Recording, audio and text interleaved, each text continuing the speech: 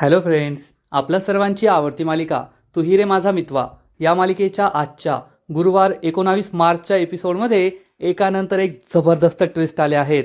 सगळ्यात आधी तर ईश्वरीने अंजलीच्या नाकावर टिच्चून सांगितलं, 48 तासात तुझ्या नवऱ्याचं सत्य मी तुझ्यासमोर आणणारच. त्यामुळे अंजलीला जबर धक्काच बसलाय. आणि मग अर्णवने चक्क दाद्याबरोबर पार्टनरशिप केली आहे. हा दाद्या तोच आहे जो राजेशकडे येत असतो, त्याला चांगला धुतो आणि त्याच्याकडून पैसे घेऊन जातो. आणि या दाद्याबरोबर अर्णवने पार्टनरशिप केली आहे की जेव्हा मी त्या राजेचं सत्य माझ्या ताईसमोर आणेल तेव्हा त्याच्या विरुद्धचे सगळे पुरावे तुम्हाला आणून द्यायचे. आणि हा दाद्या अर्णवला मदतसुद्धा करतोय. राजेश अर्णवच्या सापळ्यात सापडलाय. म्हणजे आता लवकरच या राजेशचा खरा चेहरा अंजली समोर येणार आहे. मग हे सगळं घडलं तरी कसं हे जाणून घेण्यासाठी हा व्हिडिओ शेवटपर्यंत नक्की पहा. फ्रेंड्स, आजच्या एपिसोडच्या सुरुवातीलाच ईश्वरी प्रॉपर्टीचे पेपर्स किचनमधून घेऊन येते. सगळ्यांना आश्चर्य वाटतं, ईश्वरी प्रॉपर्टीचे पेपर्स कोठे घेऊन गेली होती आणि आता काय करणार आहे. सगळे ईश्वरीकडे पाहत असतात. ईश्वरी ही पेपर्स समोर घेते आणि चक्क तिने काडीपेटी आणलेली असते ती काडी पेटवते. त्यामुळे सगळ्यांच्याच पायाखालची जमीन सरकते. सगळे उभे राहतात.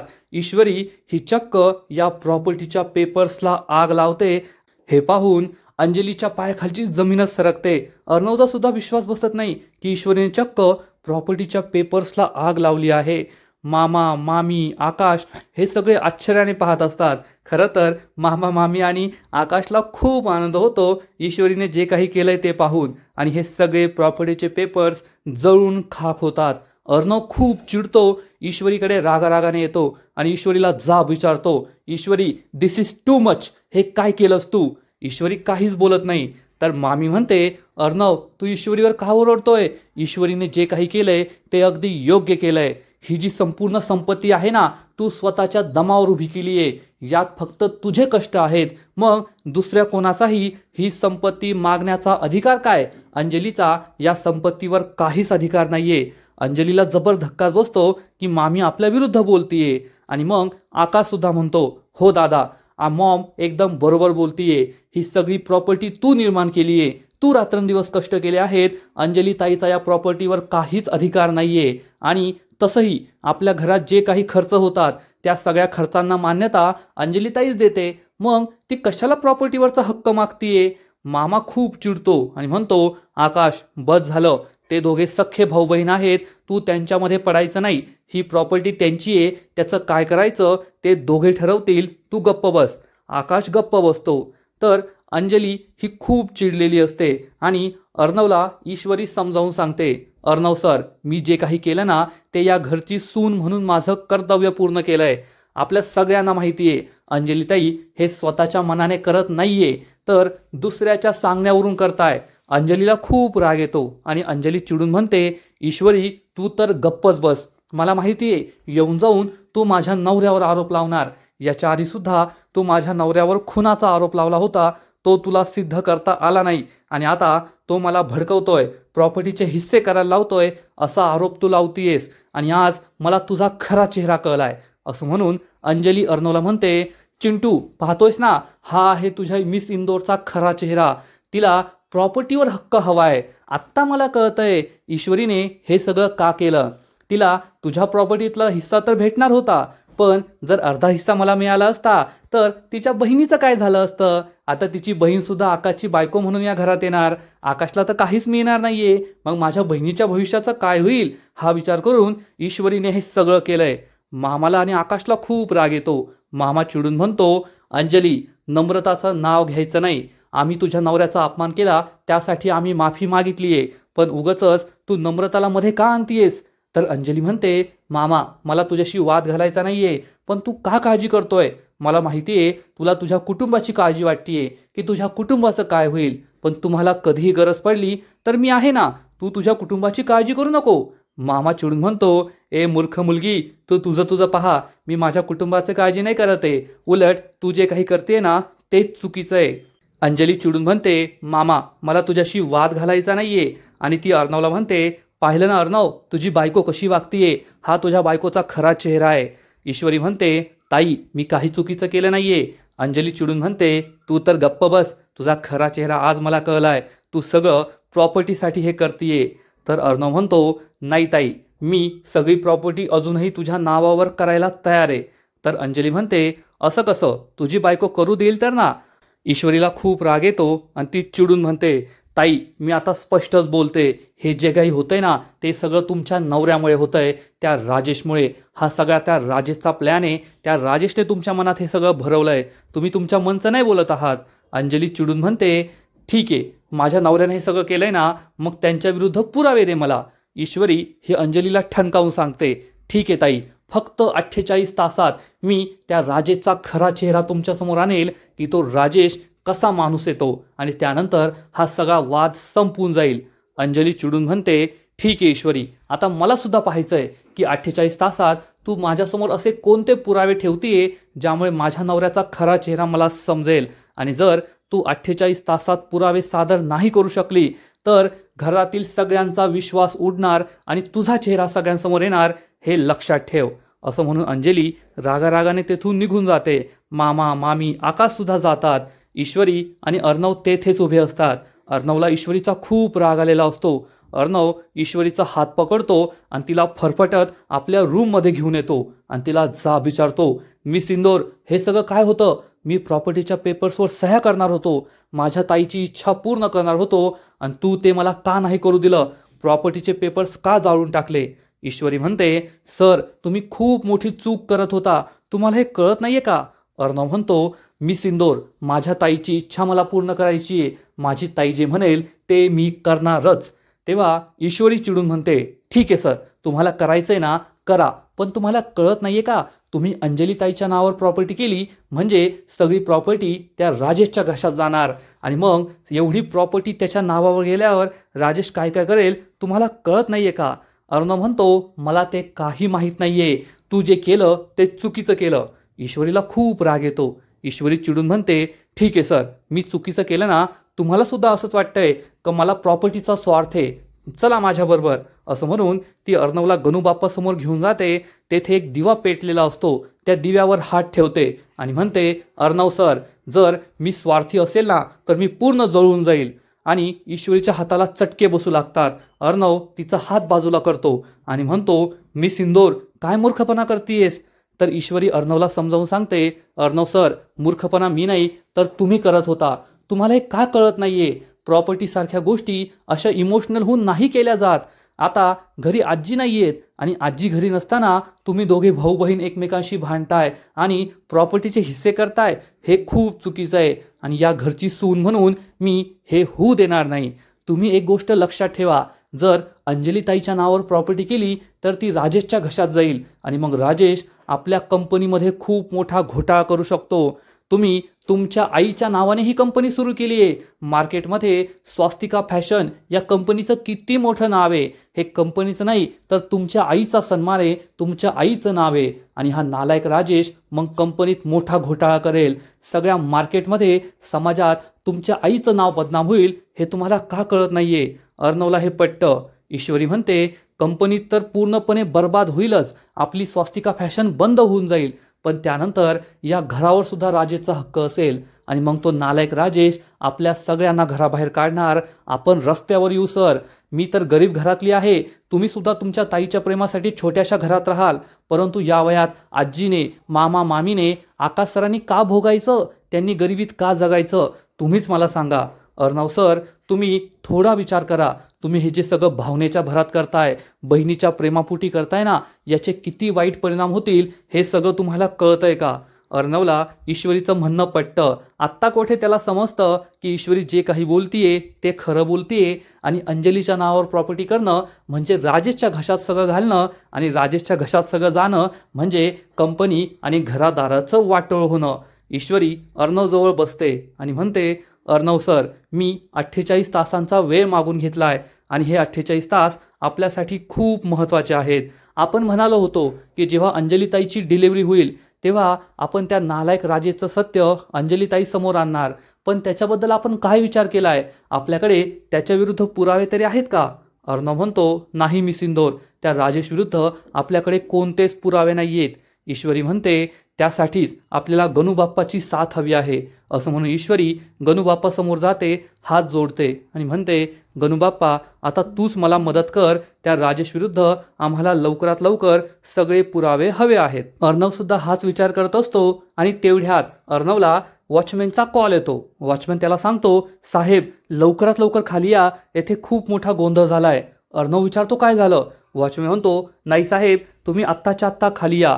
अर्णव खूप घाबरतो आणि फोन कट करून बाहेर पडतो. ईश्वरी सुद्धा त्याच्या मागे मागे धावते. तर इकडे अंजली खूप टेन्शनमध्ये असते आणि राजेशला कॉल लावते. राजेश गोव्याच्या हॉटेलमध्ये बसून मस्त सफरचंद कापत असतो. अंजली त्याला फोन करते आणि म्हणते, अहो येथे ना खूप वाईट घडलंय. तुम्हाला माहिती आहे का, त्या ईश्वरीचा खरा चेहरा माझ्यासमोर आलाय. तुम्ही आजपर्यंत मला सांगत होता ना की तू तुझ्या घरच्यांना नाही ओळखलंय, ते आज मला पटतंय. तुम्ही माझ्या घरच्यांना ओळखलं पण मी नाही ओळखू शकले आणि त्या ईश्वरीचा तर खरा चेहरा मला समजलाय की ती किती वाईट आहे. राजेशला काहीच कळत नाही. तेव्हा राजेश विचारतो, अंजली नेमकं काय घडलंय मला स्पष्ट सांग. तर अंजली सांगते, आज अर्णव प्रॉपर्टीच्या पेपर्सवर सह्या करणार होता. अर्धी प्रॉपर्टी माझ्या नावावर करणार होता, पण त्या ईश्वरीने चक्क प्रॉपर्टीचे पेपर जाळून टाकले. राजेशला जबर धक्काच बसतो. अंजली विचारते, अहो आता पुढे काय करायचं? राजेश म्हणतो, आता आपल्याला कायदेशीर मार्गाने पुढे जावं लागेल. तुझा हक्क तुला मिळालाच पाहिजे आणि आपण कायद्याने तुझा हक्क मिळवायचा. अंजली म्हणते, एकदम बरोबर आहे तुमचं. तुम्ही कधी परत येणार आहात? राजेश म्हणतो, माझं फक्त आता एकच काम बाकी राहिलंय. तेवढं काम झालं की मी लगेच येतो. आणि राजेश त्याच्या हातात असलेला चाकू पाहत असतो. अंजली म्हणते, हो अहो तुम्ही लवकर या. आणि राजेश फोन कट करतो आणि या चाकूकडे पाहू लागतो. म्हणजे राजेशचा नक्कीच त्या रियाला संपवण्याचा प्लॅन आहे. कारण रिया ही त्याच्याशी लग्न करायचं म्हणतेय आणि राजेशला तिच्याशी लग्न करायचं नाहीये. त्यामुळे रियाला संपवायचं असं राजेशने ठरवलं दिसतंय आणि हेच त्याचं काम आहे. म्हणजे रियाचा जीव सुद्धा आता धोक्यात आहे एवढं मात्र नक्की. इकडे ईश्वरी आणि अर्णव हे दोघेही आपल्या गेटजवळ येतात. तर तेथे चक्क दाद्या आणि दाद्याचे गुंड आलेले असतात. वॉचमन त्यांना थांबवण्याचा प्रयत्न करत असतो, पण हे गुंड जोरजोरात ओरडत असतात, कुठे तो राकेश? बोलवा त्याला बाहेर. आज मी त्याला काही सोडणार नाहीये. आमचे पैसे खाऊन बसलाय आणि मस्त मजा मारतोय. ए राकेश ये बाहेर. ईश्वरी आणि अर्णव या दाद्याजवळ येतात. अर्णव विचारतो, ए कोण आहेस तू? काय आडाओरडा करतोयस? तर हा दादा उद्धटपणे म्हणतो, तू कोण आहे? मी तुला नाही ओळखत. चल व्हय बाजूला, मला त्या राजेशला भेटायचंय. अर्णव खूप चिडतो आणि या दाद्याला दूर ढकलतो. दाद्याला सुद्धा राग येतो. ईश्वरी घाबरते आणि हा दाद्या चक्क पुढे येण्याचा प्रयत्न करतो. तर अर्णव त्याचा हात जोरात पकडतो, त्याला जोरात धक्का देतो आणि चक्क गाडीवर पाडतो आणि त्याचा हात पकडून ठेवतो. दाद्याचे गुंड खूप चिडतात आणि अर्णवच्या अंगावर धावून जाणार. इतक्यात अर्णव म्हणतो, मला आहे ना मारामारी करायला आवडत नाही. त्यामुळे मार खायचा नसेल तर गप्प उभं राहायचं. हे गुंड चांगलेच घाबरतात आणि तेथेच थांबतात. आणि अर्णव या दाद्याला म्हणतो, मला आहे ना मारामारी करायला नाही आवडत. एकदा मी सांगितलंय, मला तुझ्याशी महत्त्वाचं बोलायचं आहे, एक डील करायची आहे. त्यामुळे आपण शांतपणे बोललं तर चालेल का? हा दाद्या हो म्हणतो. अर्णव त्याचा हात सोडतो, त्याच्या खांद्यावर हात ठेवतो आणि विचारतो, तू येथे कशाला आलाय? तर हा दाद्या सांगतो, आम्ही त्या राजेशला भेटायला आलोय. त्या नालायकाने माझ्याकडून खूप पैसे घेतले. माझ्या पैशावर मजा मारतो, मस्त आयटम फिरवतो, पोरींचे लफडे करतो आणि माझेच पैसे मला देत नाही. आता मी त्याला काही सोडणार नाहीये. तो मला जेव्हा भेटेल ना तेव्हा मी त्याचा जीवच घेईल. हे सगळं ऐकून अर्णव आणि ईश्वरीला मोठा धक्काच बसतो. आणि ईश्वरी विचारते, तुम्ही त्याचे पैसे घ्यायला इथे आला आहात म्हणजे तुम्हाला त्याचं सगळं सत्य माहिती आहे का? हा दाद्या म्हणतो, मला सगळं माहिती आहे. आजपर्यंत त्याने काय काय लफडे केले आहेत, कोणकोणत्या पुरींचे जीव घेतलेत, कोणत्या पुरीबरोबर त्याचं लफडं सुरू आहे आणि तो पैसे कोठे कोठे खर्च करतो हे सगळं मला माहिती आहे. अर्णव आणि ईश्वरीला मोठा धक्काच बसतो. अर्णवला समजतं हा माणूस आपल्या खूप फायद्याचा आहे. आणि अर्णव या दाद्याला म्हणतो, आमच्या घरात आहे ना थोडे चांगले लोक राहतात आणि माझी ताई प्रेग्नेंट आहे म्हणून मी तुझ्याशी थोडासा वाईट वागलो. पण चल मला तुझ्याशी महत्त्वाचं बोलायचं आहे. असं म्हणून अर्णव दाद्या आणि त्याच्या गुंडांना एके ठिकाणी बसायला बोलवतो. या दाद्याचा हात खूप दुखत असतो. वॉचमन सगळ्यांना मस्त ज्यूस आणून देतो. अर्णव दाद्याशी खूप प्रेमाने बोलतो, हात जास्त दुखतोय का? दाद्या म्हणतो हो. अर्णव त्याला ज्यूस प्यायला सांगतो आणि म्हणतो, हा घे मलम. जेव्हा काही तुझा हात दुखेल हाताला मलम लाव तुला बरं वाटेल. दाद्याला सुद्धा भारी वाटतं की अर्णव माझ्याशी किती चांगलं बोलतोय. आणि अर्णव या दाद्याला सांगतो, जेवढं नुकसान त्या राजेशने तुझं पैशाचं केलंय ना, त्यापेक्षा कैक पटीने माझं नुकसान केलंय आणि मला त्याचा बदला घ्यायचा आहे. तू त्याच्याविरुद्ध मला मदत करशील का? दाद्या सांगतो, ओ साहेब, पैसा आपला देव आहे, देव. जो आपल्याला पैसा देईल आपण त्याच्यासाठी काही पण करायला तयार आहे. आणि अर्णव चक्क त्याचं चेकबुक बाहेर काढतो आणि चेकवर सही करतो आणि या दाद्यासमोर चेक ठेवून म्हणतो, हा ब्लँक चेक आहे, ब्लँक चेक. तुला जेवढी रक्कम हवी असेल तेवढी रक्कम यामध्ये टाक, पण काम मी म्हणेल ते तुला करावं लागेल. हा दाद्या हा चेक घेऊ लागतो तर अर्णव त्याला थांबवतो आणि म्हणतो, एक लक्षात ठेवायचं, मी अर्णव राजेश शिर्के आहे आणि माझ्याशी डबल गेम खेळायचा नाही. कारण मी तुला जो चेक दिलाय ना तो ब्लँक चेक आहे. जोपर्यंत मी बँकेच्या मॅनेजरला फोन करून सांगत नाही तसंही हा चेक काही कॅश होऊ शकत नाही. त्यामुळे माझ्याशी डबल गेम करायचा नाही. तर हा दाद्या म्हणतो, साहेब, आपण बैमानीचा धंदासुद्धा इमानदारीने करतो. तुम्ही आम्हाला पैसा दिला, आम्ही तुमचं काम केलंच म्हणून समजा. काय काम करायचं ते सांगा. अर्णव म्हणतो, तुला आता फक्त हे शोधून काढायचं आहे की तो नालायक राजेश कोठे आहे. त्यानंतर योग्य वेळ आल्यावर पुढे काय करायचं मी तुला सगळं सांगेल. मला त्याच्याविरुद्ध सगळे पुरावे हवे आहेत. हा दाद्या चेक खिशात घालतो आणि म्हणतो, साहेब, तुमचं काम होईन जाईल. आणि तो आपल्या गुंडांबरोबर निघून जातो. ईश्वरी अर्णवला विचारते, अर्णव सर, तुम्ही त्या गुंडाला का पैसे दिले? त्याचा तुम्हाला काय फायदा होणार आहे? अर्णव ईश्वरीला सांगतो, मी सिंदूर, तू ताईकडे फक्त 48 तासांचा वेळ मागितला आहे आणि या 48 तासांमध्ये जर राजेचं सत्य आपल्याला ताईसमोर आणायचं असेल ना तर याचा वापर आपल्याला करून घ्यावाच लागेल. ईश्वरीला सुद्धा हे पटतं. तर इकडे अंजली कपाटातून तिच्या आईचा स्वास्तिकाचा फोटो बाहेर काढते आणि खूप इमोशनल होते. म्हणते, आई, आज माझ्याबरोबर राजेश सोडून कुणीच नाही आहे. मी खूप एकटी पडली आहे. आज तू असती तर मी तुला सगळं सांगितलं असतं, पण तू सुद्धा माझ्याबरोबर नाही आहे. त्या ईश्वरीचा खरा चेहरा आज मला समजला आहे. आजपर्यंत ती माझ्याशी गोडगोड बोलायची, चांगलं चांगलं वागायची, पण आज मला कळलंय तिचा डोळा या सगळ्या प्रॉपर्टीवर आहे. तिला प्रॉपर्टी हवी आहे म्हणून ती ही सगळी नाटकं करत होती. आणि आजकाल चिंटूसुद्धा तिच्या मनाप्रमाणे वागू लागलाय. तो सुद्धा माझ्यापासून खूप दूर गेलाय. आजीसुद्धा घरी नाही आहे. मला खूप एकटं एकटं वाटतंय. असं म्हणून अंजली ढसाढसा रडू लागते. आपल्या आईच्या फोटोला छातीशी कवटाळते आणि म्हणते, आई, तू आज माझ्याबरोबर का नाही आहे? मी तुला खूप मिस करते. मला खूप एकटं एकटं वाटतंय. असं म्हणून अंजली आईच्या फोटोकडे पाहते आणि रडत असते. पण फ्रेंड्स, अंजलीची आज जी अवस्था आहे त्यात तिचाच मूर्खपणा आहे हे आपल्या सगळ्यांना माहिती आहे. आणि ती आता जसं काही वागतीये त्यामुळे सगळेच प्रेक्षक तिच्यावर चिडलेत. राजेश आणि मामीपेक्षा मोठी विलन ती झाली आहे एवढं मात्र नक्की. अर्णव आणि ईश्वरी आपल्या रूममध्ये येतात. अर्णव ईश्वरीला विचारतो, ईश्वरी, आपल्याला लवकरात लवकर त्या राजेश विरुद्ध पुरावे शोधून काढायचे आहेत. काय करावं मला कळतच नाहीये. पण ईश्वरीच्या मनी ध्यानी काही नसतं. ती अर्णवकडे पाहून स्माईल करत असते. अर्णव एकदा तिला इग्नोर करतो, दुर्लक्ष करतो, पण ईश्वरी त्याच्याकडे पाहून स्माईलच करत असते. त्याच्याकडेच एकटक पाहत असते. अर्णव विचारतो, काय झालंय? माझ्याकडे पाहून का स्माईल करतेयस? तर ईश्वरी म्हणते, सर, मी तर तुमची जबरा फॅनच झाले. वाह, तुम्ही त्या एवढ्या मोठ्या दाद्याला एका याच्यात लोळवलं आणि त्या गुंडांना तर डोळ्यांनीच थांबवलं. काय पावर आहे तुमच्यामध्ये. खरंच तुम्ही हिरो आहात, हिरो. अर्णव चिडून म्हणतो, हा फालतूपणा बंद कर. आता आपल्या जे काही करायचे ना त्याकडे लक्ष दे. 24 तासांमध्ये आपल्याला त्या राजेश विरुद्ध सगळे पुरावे शोधून काढावे लागतील. तेव्हा कुठे 48 तासात ताईसमोर ते सगळं आणता येईल. ईश्वरी म्हणते, सर, माझा तुमच्यावर पूर्ण विश्वास आहे. तुम्हीच सगळं कराल. तसंही तुम्ही हिरो आहात ना. अर्णव चिडून म्हणतो, तुला एकदा सांगितलं ना, हा फालतूपणा बंद कर. अर्णव म्हणतो, त्या दाद्याचा उपयोग आपला करून घ्यावा लागेल आणि लवकरात लवकर आपल्याला ते सत्य बाहेर काढावं लागणार आहे. तो राजेश हा खरंच कसा आहे ते. पण ईश्वरीचा मूड मात्र वेगळाच असतो. ईश्वरी ही खूप खुश असते. तिला काही टेन्शनच नसतं. बोल दिया तो बोल दिया, आगे देखा जाएगा असं म्हणून ती टेन्शनमध्ये नसते. पण अर्णवलाच जास्त टेन्शन असतं आणि अर्णव तेथून रागारागाने निघून जातो. ईश्वरी मात्र अर्णववर पूर्ण फिदा असते आणि विचार करते, हा इतका सडू माणूस आहे तरीसुद्धा मी त्याच्यावर का प्रेम करते देवालाच माहीत. आणि ती पुन्हा एकदा स्माईल करते. तर इकडे मामीने आकाश आणि मामाची मीटिंग भरवलेली असते आणि ती या दोघांना जाब विचारते, तुम्ही दोघे काय मूर्ख आहात का? तेथे अंजली तिचा हक्क मागत होती, आज ती ईश्वरी तिचा हक्क मागत होती आणि तुम्ही दोघे मात्र गप्प बसलाय. तुम्ही तुमचा हक्क कधी मागणार?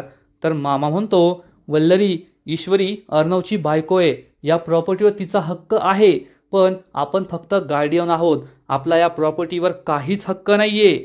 वल्लरीला जबर धक्काच बसतो. वल्लरी चिडून म्हणते, असा कसा हक्क नाहीये? तर आकाश सुद्धा म्हणतो, हो मॉम, डॅड एकदम बरोबर बोलताय, या प्रॉपर्टीवर आपला कसलाच हक्क नाहीये. मामी चिडून म्हणते, वा रे वा, काल परवा आलेल्या ईश्वरीचा प्रॉपर्टीवर हक्क आहे, पण इतक्या वर्षांपासून तू आणि तुझ्या बापाने या कंपनीसाठी, या सगळ्या व्यवसायासाठी एवढं काही केलंय आणि आपला हक्क नाहीये, असं चालणार नाही. मामा चिडून म्हणतो, असंच चालणार, आपला या प्रॉपर्टीवर हक्क नाहीये ना, कायदेशीररित्या आपण तो घेऊ शकत नाही. तेवढ्यात आकाशला नम्रताचा कॉल येतो आणि आकाश तिच्याशी बोलण्यासाठी निघून जातो. वल्लरी चिडून म्हणते, पाहिलं का, त्या लहान बहिणीने अर्णवला गुंडाळलंय आणि मोठ्या बहिणीने या आपल्या मुलाला आकाशला गुंडाळलंय. मामा म्हणतो, तुझ्याशी तर बोलूनच फायदा नाहीये, आणि मामा तेथून निघून जातो. वल्लरी खूप चिडते. तर इकडे ईश्वरी अंजलीसाठी जेवणाचं ताट बनवते आणि विचार करते, जर मी अंजलीताईला जेवणाचं ताट द्यायला गेले तर अंजलीताई काही जेवणार नाही, आता कोणाला सांगायचं, असा विचार करून ती मामीला कॉल करते. मामी फोन उचलते आणि विचारते, बोल, कशासाठी कॉल केलाय? तर ईश्वरी म्हणते, मामी, मी अंजलीताईसाठी जेवणाचं ताट बनवलंय, पण जर मी त्यांना ते नेऊन दिलं तर ते जेवणार नाही, घरात आजी नाहीये, तुम्हीच मोठे आहात, तुम्ही त्यांना जेवणाचं ताट नेऊन द्याल का? वल्लरी चिडून म्हणते, वा ईश्वरी वा, तुला हे कसं जमतं ग? सकाळी त्या अंजलीला प्रॉपर्टी मिळू दिली नाही आणि आता ही जेवणाला द्यायची नाटकं करतीये. तर ईश्वरी म्हणते, मामी, मी नाटक करत नाहीये, अंजलीताईला गोळ्या घ्यायच्या असतात, त्यांनी पोटभर जेवण करणं खूप महत्त्वाचं आहे, म्हणून मी तुम्हाला सांगतेय. वल्लरी चिडून म्हणते, हा शहाणपणा मला शिकू नको, मी जेवण द्यायला जाणार नाही, असं म्हणून मामी फोन कट करते. ईश्वरीचा नाईलाज होतो तर मामी खुश होते आणि तेवढ्यात अंजली तेथे येते. ईश्वरी ही अंजलीला म्हणते, बरं झालं ताई तुम्ही येथे आलात, मी तुमच्यासाठी जेवणाचं ताट तयार करून ठेवलंय. अंजली चिडून म्हणते, ईश्वरी, तू विसरलीस का, सकाळी तू माझ्याबरोबर काय केलंय, मला प्रॉपर्टी नाही मिळू दिलीये. ईश्वरी म्हणते, ताई, तो विषय वेगळा, हा विषय वेगळा. अंजली चिडून म्हणते, मला आहे ना, तू काहीच बोलू नको, तुझी सगळी नाटकं मला समजतात आणि मला तुझ्या हातचं काहीच खायचं नाहीये, मी माझी समर्थ आहे, मी माझं बनवून खाऊन घेईल. मामी हे सगळं ऐकते आणि खुश होते. तर ईश्वरीला मात्र वाईट वाटतं की अंजली ही काही सुधरत नाहीये आणि तिचे गैरसमज वाढतच चालले आहेत. आणि आजचा एपिसोड येथेच संपतो. फ्रेंड्स, तू ही रे माझा मितवा या मालिकेचा आजचा एपिसोड खरंच खूप भारी होता. मग ईश्वरीचं प्रॉपर्टीचे पेपर जाणं असो की त्यानंतर चक्क दाद्या आणि अर्णवची पार्टनरशिप असो, हे पार्टनरशिप नक्कीच राजेशचं सत्य समोर आणेल असंच वाटतंय. आजचा एपिसोड तर भारी होता, पण या मालिकेचा पुढील एपिसोड आणखीन भारी असणार आहे, आणखीन मोठा ट्विस्ट या मालिकेत येणार आहे. मग नेमकं घडणार तरी काय? तर फ्रेंड्स, तू ही रे माझा मितवा या मालिकेच्या पुढील एपिसोडमध्ये आपण पाहू की दाद्याला समजणार की हा राजेश चक्क एका मुलीबरोबर, रियाबरोबर गोव्यामध्ये आहे. तो अर्णवला फोन करून सांगेल, अर्णव साहेब, तो तुमचा सावज आहे ना, तो राजेश एका आयटमबरोबर गोव्यात मजा मारतोय. हे ऐकून अर्णवला मोठा धक्काच बसेल. अर्णव त्याला सांगणार, मग त्याला पकडून आण. ईश्वरी विचारेल, सर काय झालं? आणि अर्णव तिला आपला प्लॅन सांगणार. तो म्हणेल, मी त्या दाद्याला सांगितलं होतं ना, राजेशला शोधून काढ. तर दाद्या गोव्याला पोहोचलाय, तो राजेश एका मुलीबरोबर तेथे आहे. ईश्वरीला सुद्धा मोठा धक्काच बसणार, पण अर्णवच्या डोक्यात काहीतरी वेगळाच प्लॅन असेल. यावेळेस अर्णव त्या राजेशच्या 2 पावलं पुढं असणार आणि अर्णव काहीतरी वेगळाच प्लॅन बनवणार. इकडे दाद्या चक्क या राजेशला भेटायला, त्याला पकडायला हॉटेलमध्ये जाणार आणि रिसेप्शनवरून राजेशला कॉल येईल. राजेश विचारेल, काय झालं? रिसेप्शनिस्ट त्याला सांगेल, सर, येथे एक दाद्या नावाचा माणूस तुम्हाला भेटायला आलाय. हे ऐकून राजेशला जबर धक्काच बसणार आणि राजेश या हॉटेलमधून पळून जाणार. आणि मग दाद्या अर्णवला कॉल करून सांगेल, साहेब, तुमचा तो राजेश आहे ना, हॉस्टेलमधून पळून गेलाय. हे ऐकून अर्णव धक्का बसल्याचं नाटक करेल, पण नंतर फोन कट करून म्हणेल, दाद्या, तो पळून नाही गेलाय, तर तो माझ्या प्लॅनमध्ये अडकलाय. हा माझाच प्लॅन होता, तुला तेथे पाठवायचं आणि मग राजेशने तेथून पळून जायचं. मग अर्णवने नेमका काय प्लॅन बनवलाय यावेळेस अर्णव काही कोणाला खात नाही. अर्णवने जबरदस्त प्लॅन बनवला आहे आणि राजेचं सत्य अंजलीसमोर येईल असंच वाटतंय. तर फ्रेंड्स, तुम्हाला सुद्धा तू ही रे माझा मितवा ही मालिका आवडते ना? नक्कीच कमेंट करून सांगा. आणि या मालिकेचे असेच नवीन नवीन अपडेट सर्वात आधी जाणून घेण्यासाठी व्हिडिओला लाईक करा, शेअर करा, चॅनलला सबस्क्राईब करून बेल आयकॉनवर क्लिक करा. म्हणजे या मालिकेचे नवीन नवीन एपिसोड तुम्हाला सर्वात आधी पाहायला मिळतील. खूप खूप खूप धन्यवाद.